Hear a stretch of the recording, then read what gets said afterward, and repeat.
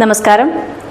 Pit bull terrier, American bulldog, റോഡ്വീലർ എന്നീ 23 ഇനം നായകളുടെ ഇറക്കുമതിയും വിൽപ്പനയും നിരോധിക്കാൻ കേന്ദ്ര സർക്കാർ നിർദ്ദേശിച്ചു. ഈ വിഭാഗത്തിൽപ്പെട്ട നായകൾക്ക് ലൈസൻസ് തദ്ദേശ സ്ഥാപനങ്ങൾ നൽകരുതെന്ന് നിർദ്ദേശിച്ച് കേന്ദ്ര സർക്കാർ സംസ്ഥാനങ്ങൾക്ക് കത്ത് നൽകി. മനുഷ്യജീവന് അപകടകാരികളാണെന്ന വിദഗ്ധ സമിതി റിപ്പോർട്ട് കണക്കിലെടുത്താണ് നടപടി. മനുഷ്യരെ ആക്രമിക്കുന്ന നായ ഇനങ്ങളെ നിരോധിക്കുന്നത് പരിഗണിക്കണമെന്ന് ഡൽഹി ഹൈക്കോടതി കേന്ദ്ര മൃഗസംരക്ഷണ വകുപ്പിന് നിർദ്ദേശം നൽകിയിരുന്നു.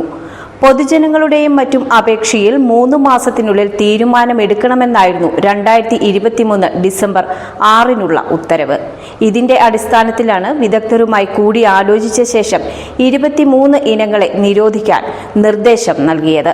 നിലവിൽ ഈ ഇനം നായ്ക്കളെ കൈവശം വച്ചിരിക്കുന്നവർ അവയുടെ വന്ധ്യംകരണം നടത്തണമെന്നും കേന്ദ്ര മൃഗസംരക്ഷണ വകുപ്പ് joint secretary doctor OP Chaudhary സംസ്ഥാന ചീഫ് സെക്രട്ടറിമാർക്ക് അയച്ച കത്തിൽ വ്യക്തമാക്കുന്നു.